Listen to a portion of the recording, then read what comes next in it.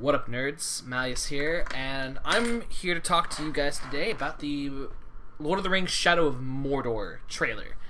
Now, just diving right into this, I am very fucking excited about this game. This game looks awesome.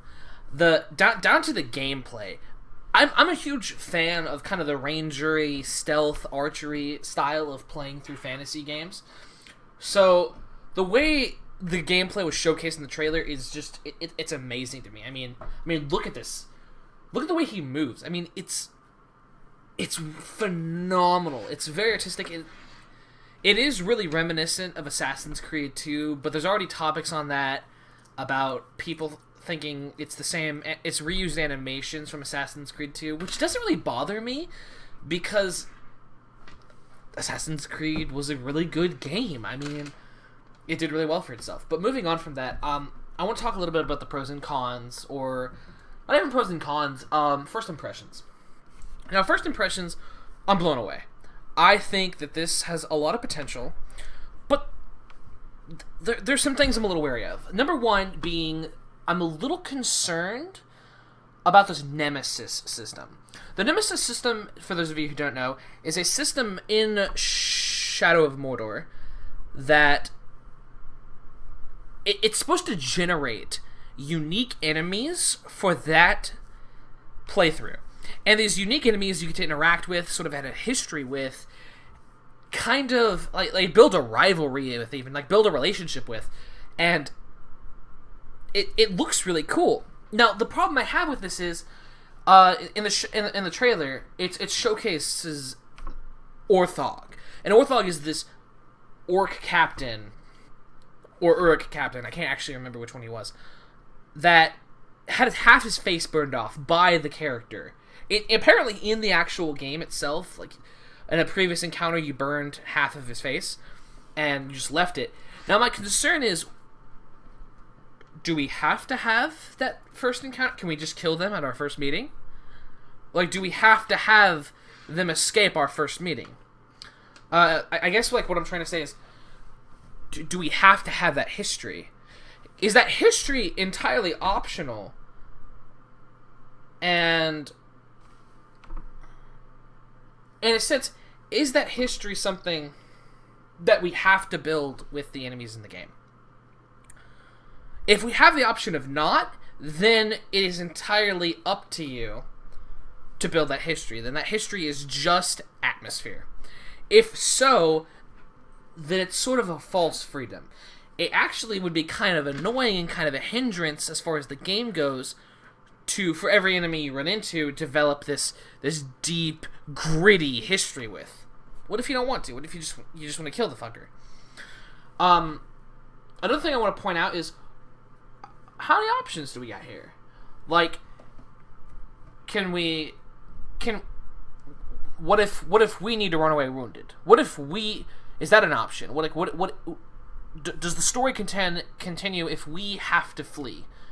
Or, I guess more specifically, is there only a set amount of options we can choose from in this Nemesis system that determines the history we have with the character?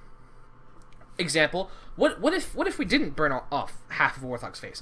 What if we cut off his leg? Could that be an option? Is cutting off a limb an option?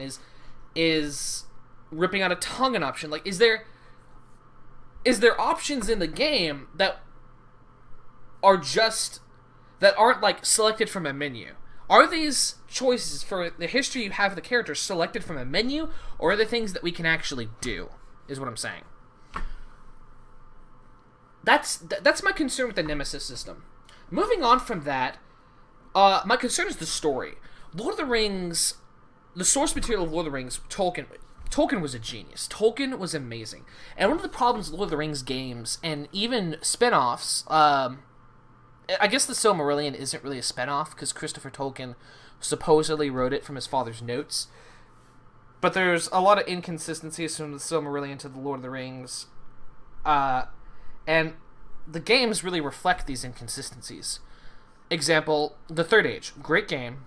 Barethor never and could never have existed. War in the North.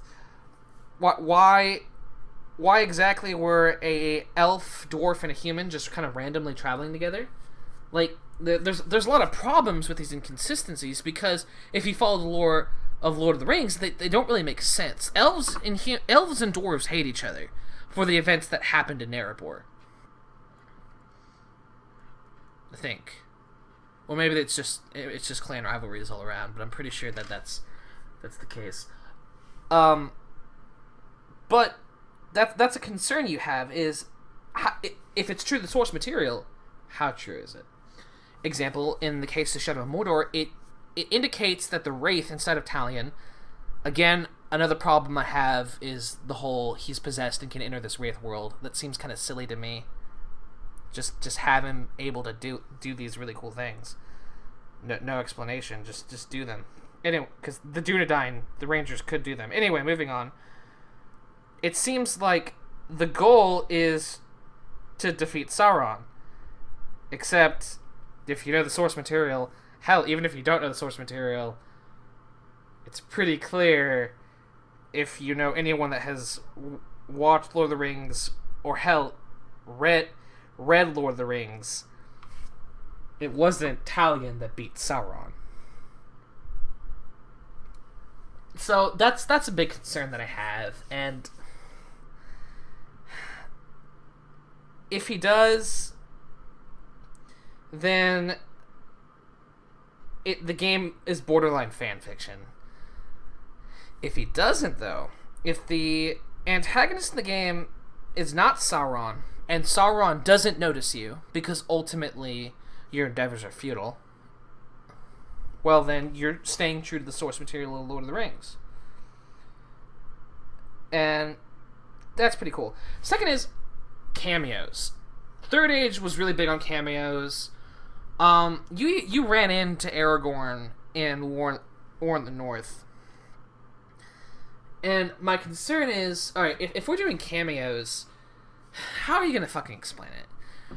As we're seeing with the new Peter Jackson movies of The Hobbit, the cameos, as welcomed as they are, they just seem kind of forced.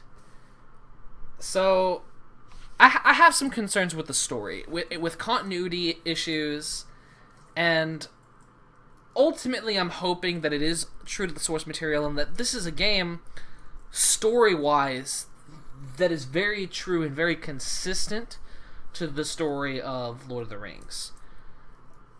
Unfortunately, I've been burned by these kind of games in the past, so I'm really wary. Anyway, as for Shadow of Mordor, it looks really cool. Expect content from it when it comes out, and support the game. I'll be putting links to the site. I'll be giving all the information I can in this video with a link to the trailer. I'll see you guys in the next one.